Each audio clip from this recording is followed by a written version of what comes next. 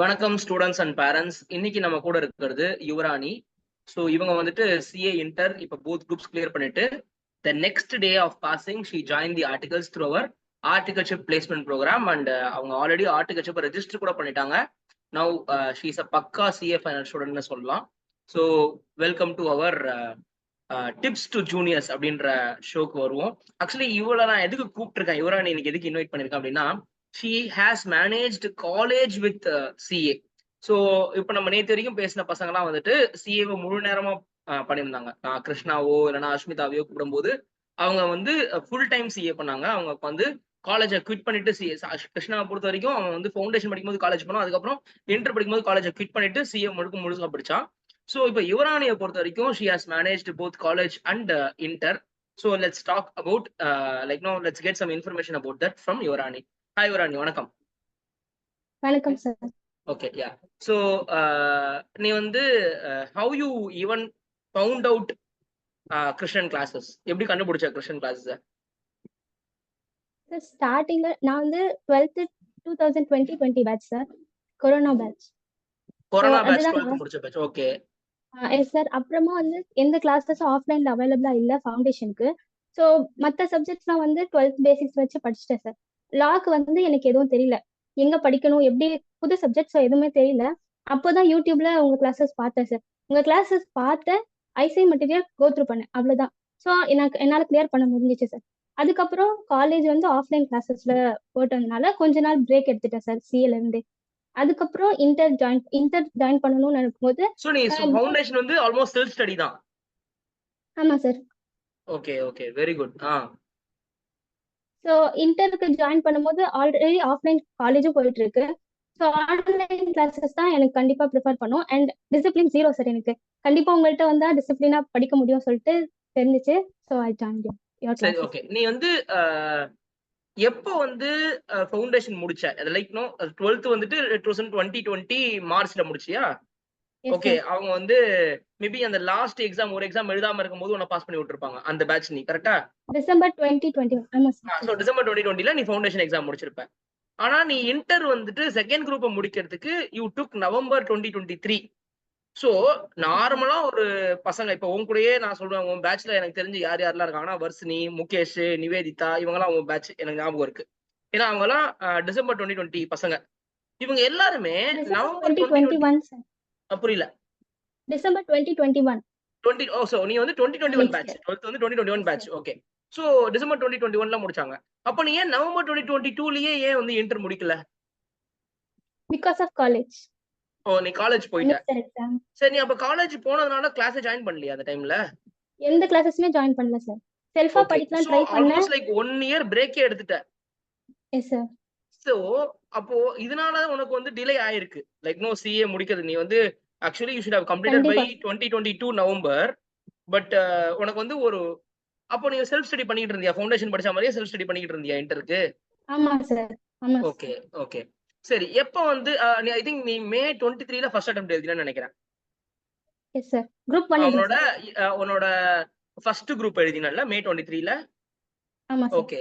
So எப்ப நீ classes join பண்ண? செப்டம்பர்ல ஜாயின் பண்ணேன் சார்.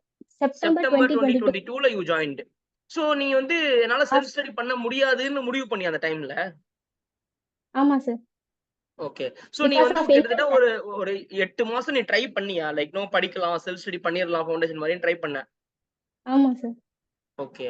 சோ எப்ப நீ அது லைக் நோ இல்ல நான் டிசிப்ளினா இல்ல, நான் ஃபவுண்டேஷன்ல நானே படிச்சிட்டேன், இன்டர் எனக்கு டஃப். ஏன்னா நிறைய பேர் வந்து செல்ஃப் ஸ்டடி ட்ரையே பண்ணல. ஓகே. நீ என்ன பண்ணிருக்கன்னா எக்ஸாம் எழுதுறதுக்கு முன்னாடி ரொம்ப தெளிவா ஓகே நான் ட்ரை பண்ணேன், ஆனா நான் எக்ஸாமுக்கு போல, இப்ப நான் கிளாஸ் எடுக்க போறேன்ற அது ஒரு தீர்க்கமான முடிவு எடுத்திருக்க. ஓகே. அந்த அந்த இத பத்தி சொல்லு. அப்போ நீ என்னென்னலாம் கோ த்ரூ பண்ண அந்த 8 மாசத்துல, அதெல்லாம் சொல்லு.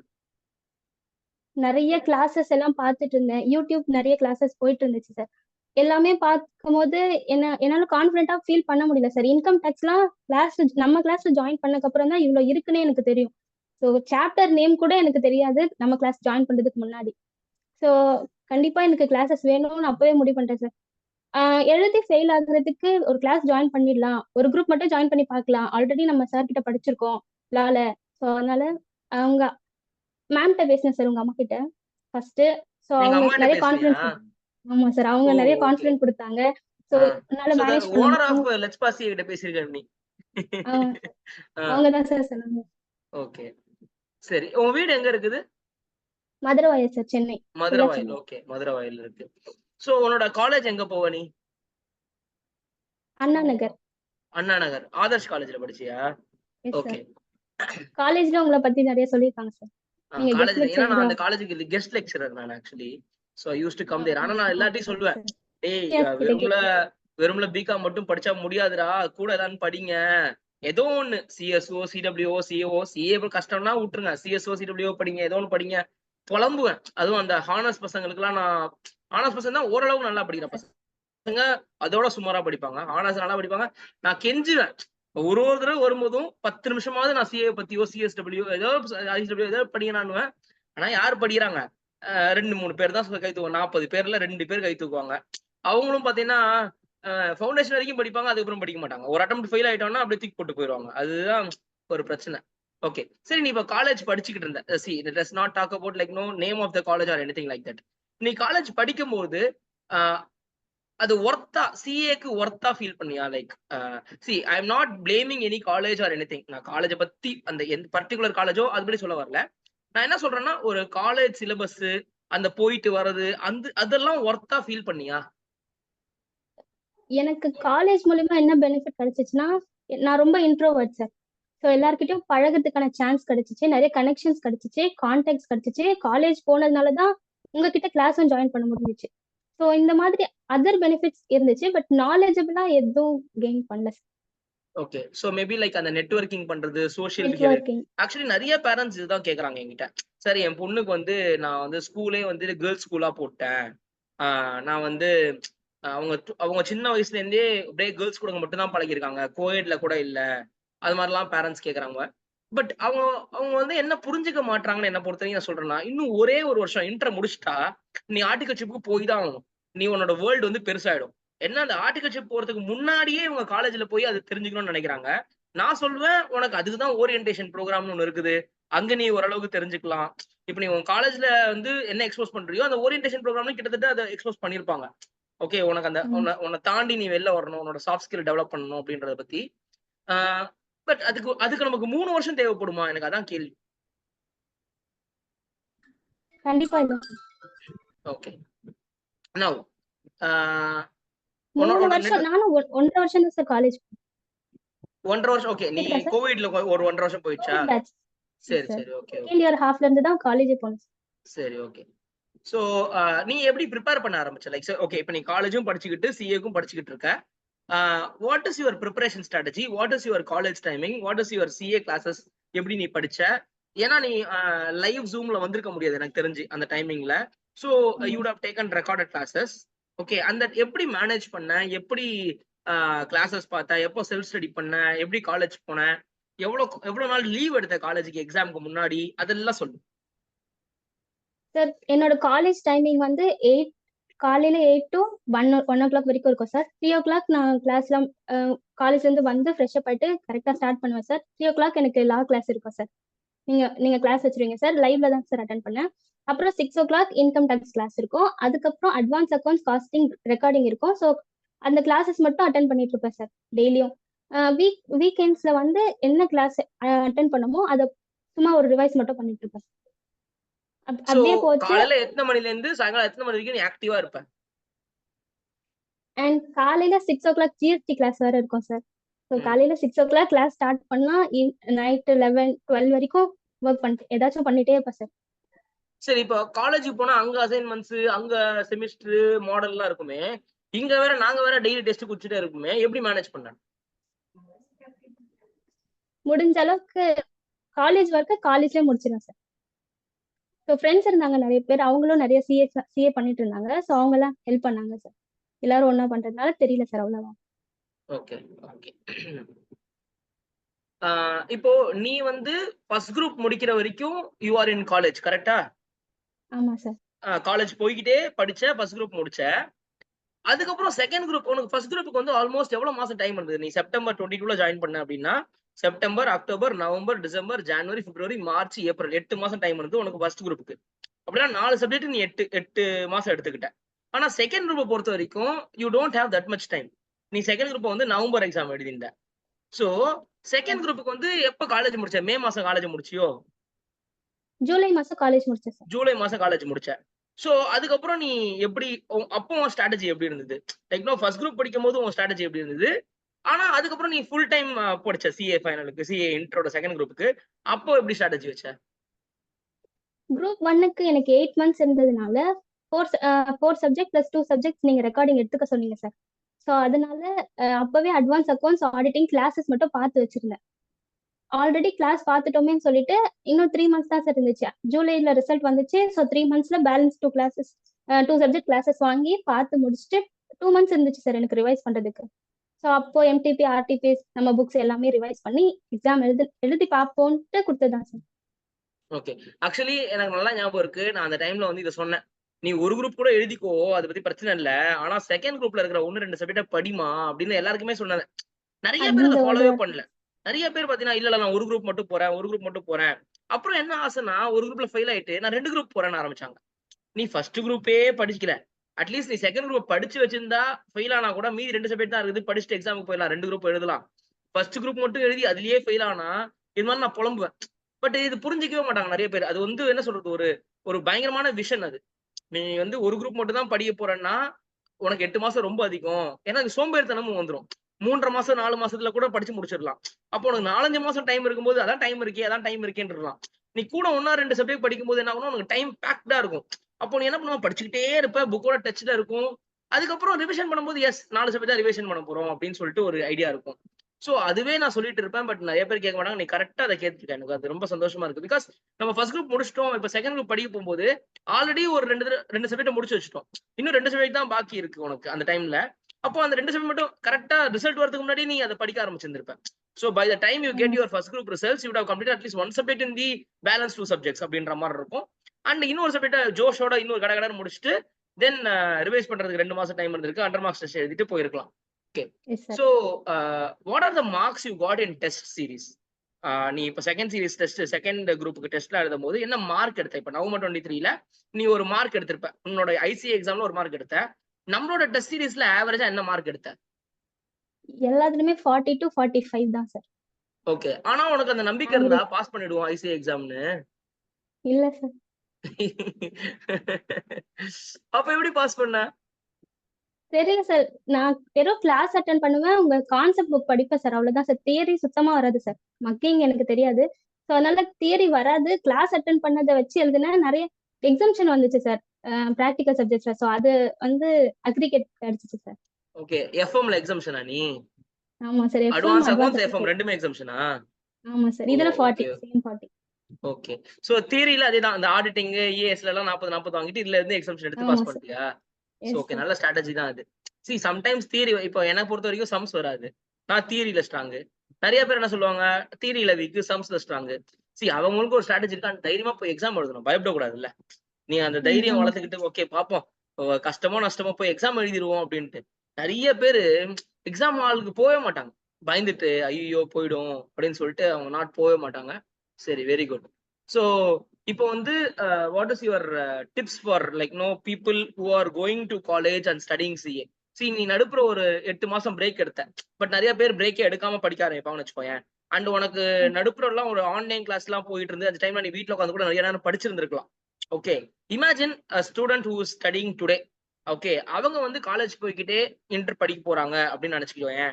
அவங்களுக்கு நீ என்ன மாதிரி டிப்ஸ் கொடுப்ப? போத் குரூப்ஸ் போலாமா? ஈச் குரூப் போலாமா?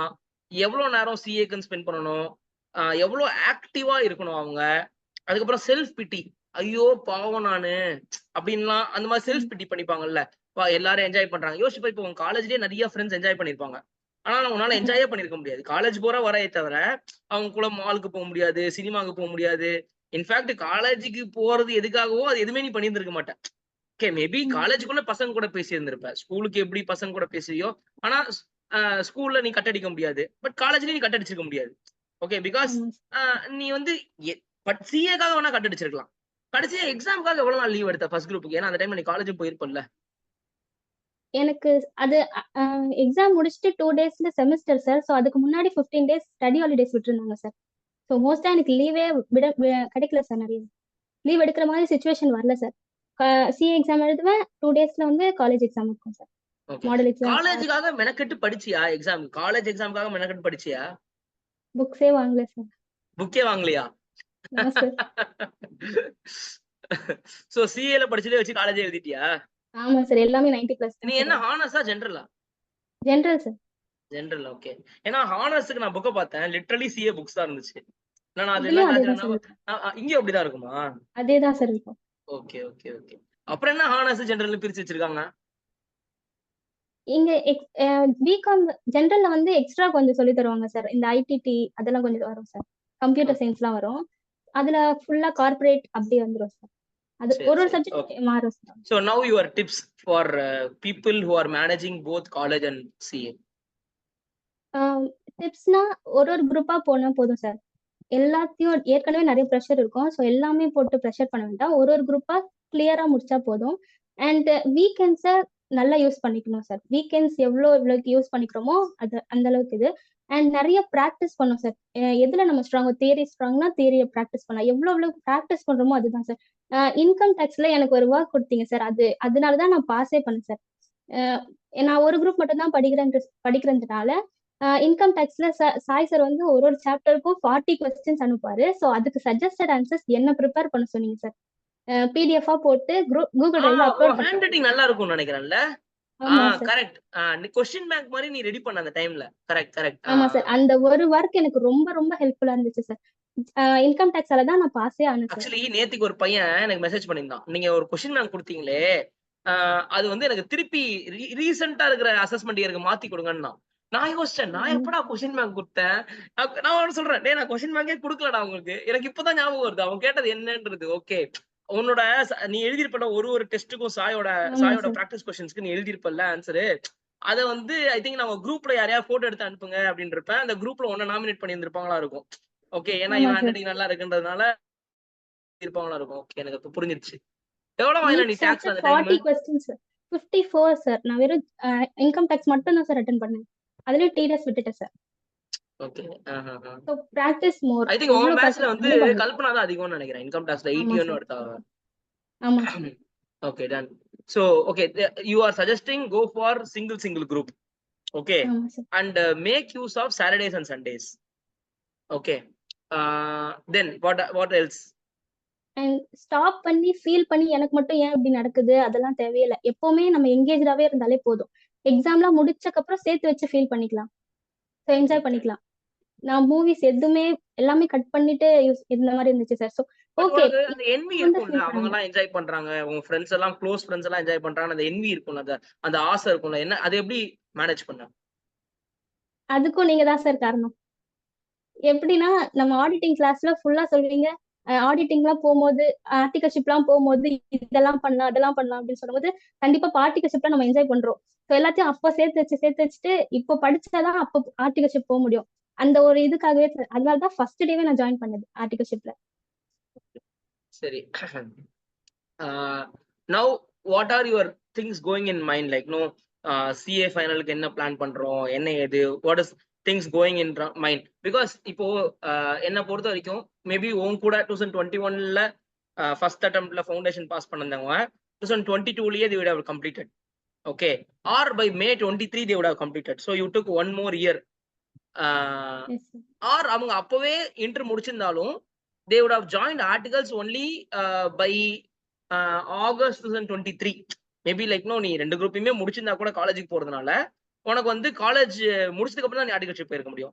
ஸோ எப்படி பார்த்தாலும் நீ ஒரு ஐ வில் சே ஒரு 5 months you took extra தான் நான் சொல்வேன். You have not taken more time compared to others. Maybe like காலேஜுக்கு போகாம வந்திருந்தான்னா ஒரு வருஷம் உனக்கு முன்னாடி பண்ணியிருப்பான். காலேஜுக்கு போயிருக்கிறதுனால அவங்களுக்கும் உனக்கும் பார்த்தா கூட 6 மாசம் தான் நீ டிலேன்னு நான் சொல்லுவேன். 5 மாசம் 6 மாசம் தான் டிலே. அதனால பெரிய டிலேன்னு சொல்ல முடியாது. நவ் ஹவு இது காம்பன்சேட் ஆகும் நான் நினைச்சேன்னா, நீ இந்த ஐடிடி ஓரியன்டேஷன்லாம் சீக்கிரம் முடிச்சு வச்சிருந்தேன். சரி, நிறைய பேரு நவம்பர் மாசம் எக்ஸாம் எழுதிட்டு ஐடிடி போட்டவங்களாம் இன்னும் ஸ்லாட்டே கிடைக்கும். நீ எப்ப இந்த ஐடிடி ஓரியன்டேஷன் எப்ப முடிச்சு வச்ச? அதுக்கு ரிமைண்டர் மெசேஜ் குரூப்ல வந்துரும்ல சார். சரி, குரூப்ல வந்துரும். ஆனா நீ அதை கரெக்டா ஃபாலோ பண்ணணும்ல. ஏன்னா செகண்ட் குரூப் அப்புறம் எழுதணும்ன்றவங்க ஐடிடி போயிருக்கவே மாட்டாங்க. செகண்ட் குரூப் முடிச்சுட்டு போய்க்கலாம் அப்படின்னு நினைச்சிருப்பாங்க. நீ எப்ப செகண்ட் குரூப் முடிச்சுட்டு தான் அப்ளை பண்ணி ஐடிடி ஓரியன்டேஷன், இல்ல ஃபர்ஸ்ட் குரூப் முடிச்சுட்டே போயிட்டியா? செகண்ட் குரூப் முடிச்சுட்டு தான் சார். ஓகே 17th எக்ஸாம் முடிஞ்சிச்சு. 21st எனக்கு ஓசி ஓரியன்டேஷன் இருந்துச்சு சார். அது முடிஞ்சு இப்போ 8th வந்து ஐடிடி ஜாயின் பண்ணேன் சார். 8th January. சோ உனக்கு கிடைச்சிருச்சு ஸ்லாட் அப்போ டக்கு டக்குன்ட்டு. ஆமா சார், ஸ்லாட் ஓகே கிடைச்சதுனால. கரெக்ட். ஏன்னா நிறைய பேர் வெளியூர்ல சென்னையில இருக்கிறதுனால உனக்கு ஸ்லாட் கிடைச்சிருச்சு. அப்போ அந்த டைம்ல வந்து உனக்கு காலேஜும் இல்ல, அதனால எஸ்கேப். ஏன்னா முன்னாடி போட்டுதான் காலேஜ் கம்ப்ளீட்டட். டஃபா இருந்திருக்கும். இப்போ காலேஜும் இல்லன்றதுனால good. So is it possible to manage college and CA? What is the answer? கண்டிப்பா மேனேஜ் பண்ணலாம் சார். Okay good. டைமிங் இப்போ காலேஜ் வந்து உன் வீட்ல இருந்து பக்கத்துல இருக்கு நீ சொல்ற இடத்துல இருந்து. பட் ஒருவேளை காலேஜ் தூரமா இருந்ததுன்னு வச்சுக்கோயேன், லைக் 1.5 hours டிராவல் அப்படின்னா, போகிறதுக்கு 1.5 hours, வரதுக்கு 1.5 hours டிராவல்னா இமேஜின். ஓகே, அது பாயிண்ட் நம்பர் 1. பாயிண்ட் நம்பர் 2, இப்போ காலேஜுக்கு போறவங்க ஃபேஸ் டு ஃபேஸ் கிளாஸுக்கு போறாங்கன்னு வச்சுக்கோ. ஓகே, காலேஜ் ஒரு இடம், அங்க இருந்து ஃபேஸ் டு ஃபேஸ் கிளாஸ் அங்க இருந்து ஒரு 1/2 hour டிராவல்னு வச்சுக்கோ. அப்ப சொல்லு. No way sir. ஏன்னா உடம்பே ஃபர்ஸ்ட் டயர்ட் ஆயிடும் சார். பிசிக்கலா டயர்ட் ஆயிடுவோம் ஃபர்ஸ்ட். ஸோ அதுக்கப்புறமா நம்ம ப்ரிப்பேர் பண்ணி படிக்கிறதுலாம் நைட்ல எல்லாம் படிக்கிறது ரொம்ப கஷ்டமா இருக்கும் sir. So online class best.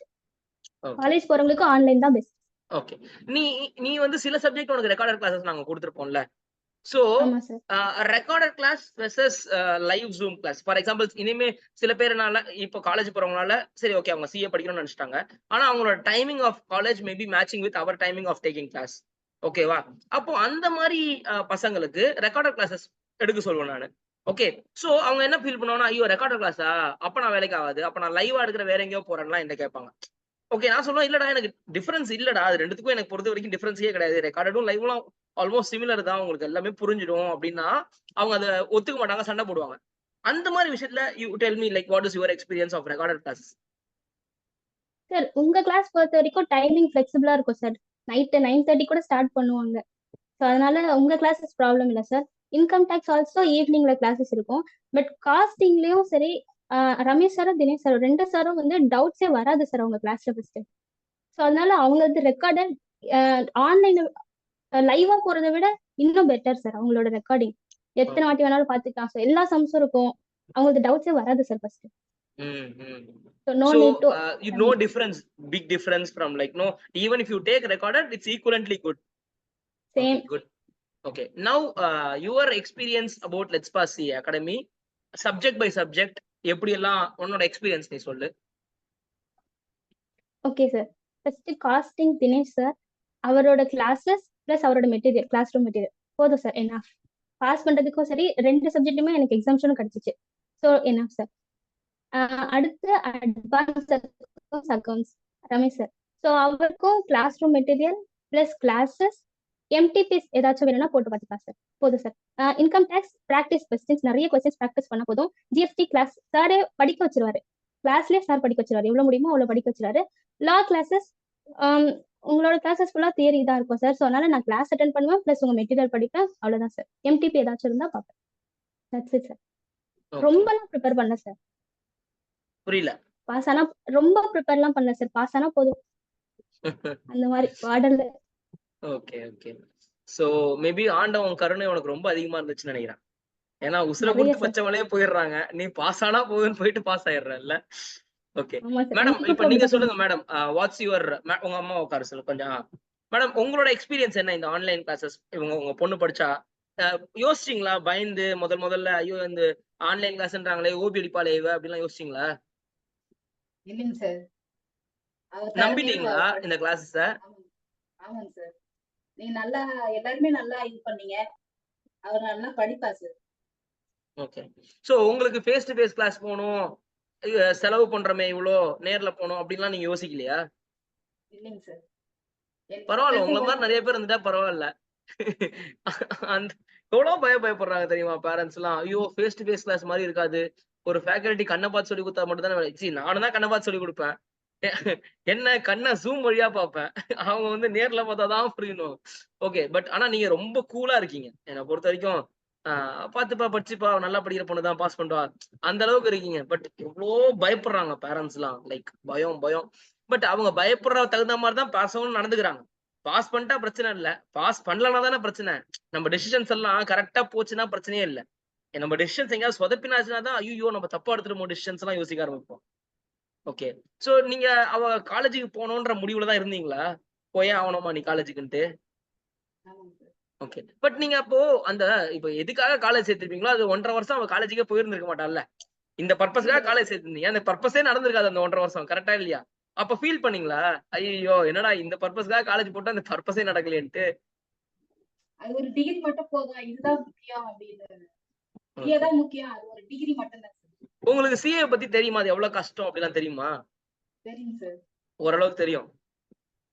Okay. சரி இப்போ ஆஹ் சின்ன வயசுல 11th 12th படிக்கும் போதெல்லாம் நல்லா படிக்கிற பொண்ணு காமர்ஸ் குரூப் எடுக்கும்போது எப்படி விட்டீங்க? எங்களுக்கு இது இது எடுக்கலாம் அது எடுக்கலாம்னு சொல்லி இது பண்ண ஆள் இல்லைங்க சார். நாங்களும் சரியா படிக்கல, எங்களுக்கு மேல யாரும் படிக்கல. எங்க பாப்பா தான் சார் ஃபர்ஸ்ட், எங்க சின்ன பாப்பா பெரிய பாப்பா மட்டும்தான் சார் ஃபர்ஸ்ட் இந்த மாதிரி படிப்புல. சோ அவங்க என்ன சொல்றாங்களோ ஓகேன்னு சொல்லிட்டீங்களா நீங்க? ஏய் உங்க அம்மா ரொம்ப கூலா இருக்காங்கயா. என் ஆமா பொண்ணுங்க எல்லாமே நல்லபடியா நடக்கும். அவ பாத்துப்பா. ஐயோப்பா இவ்வளவு கூல் மம்மி எல்லாம் நான் பார்த்ததே இல்ல. எங்க அம்மா எல்லாம் எனக்கு எவ்வளவு பேர் தெரியுமா? எனக்கு 30 பேர் கன்வின்ஸ் பண்ணாங்க. காமர்ஸ் குரூப் எடுக்காதேன்னு சொல்லிட்டு யார் யாரையோ கூட்டின்னு வராங்க. பக்கத்து வீட்டுக்காரங்க, எழுத்து வீட்டுக்காரங்க, ஸ்கூல்ல இருந்து ரிட்டையர் ஆன மிஸ் எல்லாரும் வராங்க. தம்பி உனக்கு எதுக்குப்பா அது? நீ நல்லா படிக்கிற பிள்ளையாச்சே உனக்கு எதுக்குப்பா அது அப்படின்ட்டு. அதுக்கப்புறம் நான் காலேஜ் போகலன்னு டிசிஷன் எடுத்தோடனே அதுக்கு ஒரு 10 பேர் வராங்க கன்வின்ஸ் பண்றதுக்கு. காலேஜ் போயே ஆகணும்ட்டு. அப்பா ஆனா நீங்க இவ்வளவு கூலா இருக்கீங்க. என்ன டிசிஷன் எடுத்தாலும் ஐயோ ராணி போமா.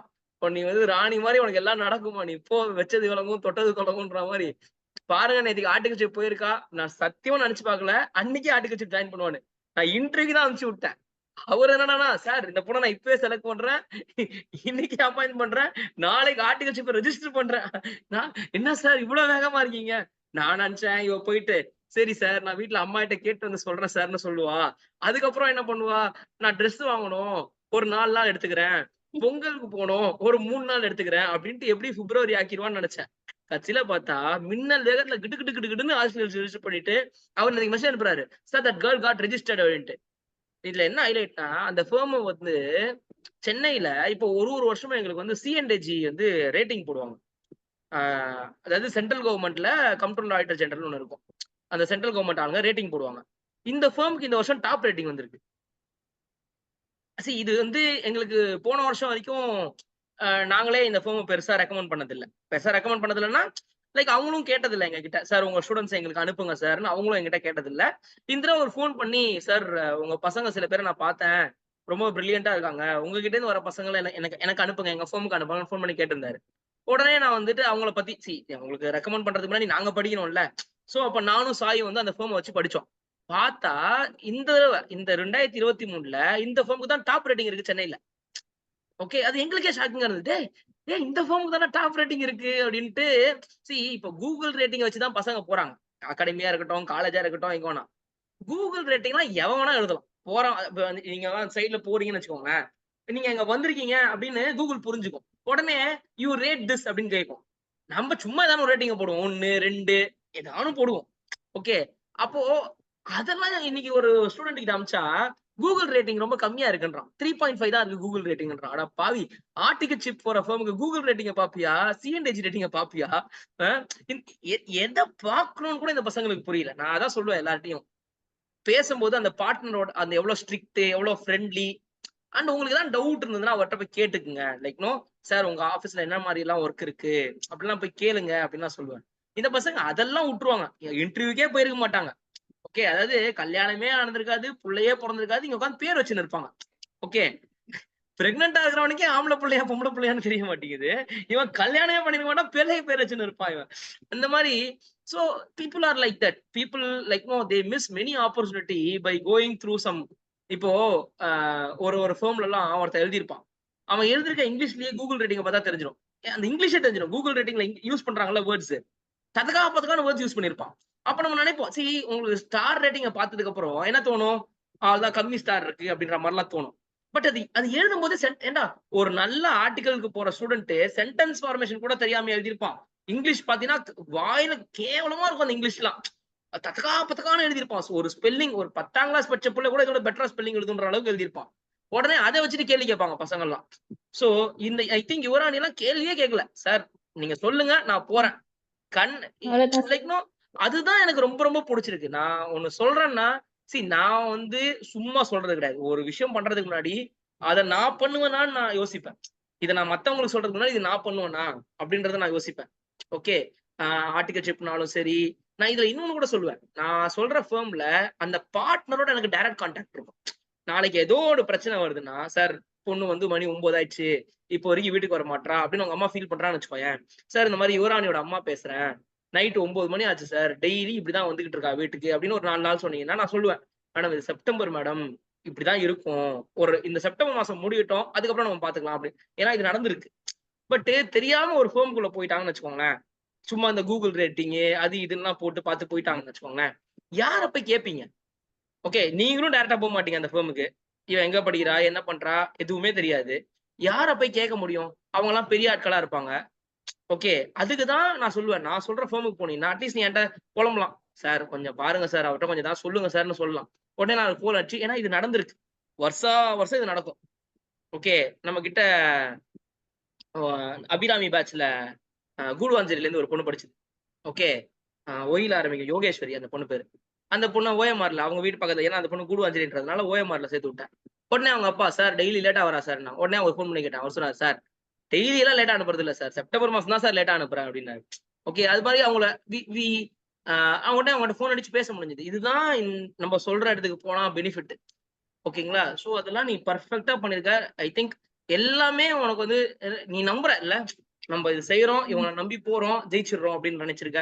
So finally okay. இப்போ உன் சைடு திருப்பி. ஓகே. பொதுவா ஒரு எக்ஸாம் டிப்ஸ் லைக் பசங்களுக்கு இப்ப காலேஜ் எல்லாம் மறந்துரு. பொதுவா நீ சொல்லு லைக் இதெல்லாம் நான் ஃபாலோ பண்ணேன் சார். நான் ஜெயிச்சுட்டேன். நீங்களும் இதெல்லாம் ஃபாலோ பண்ணா ஜெயிச்சிடலாம் அப்படின்னு ஒரு 4, 5 விஷயம் சொல்லு.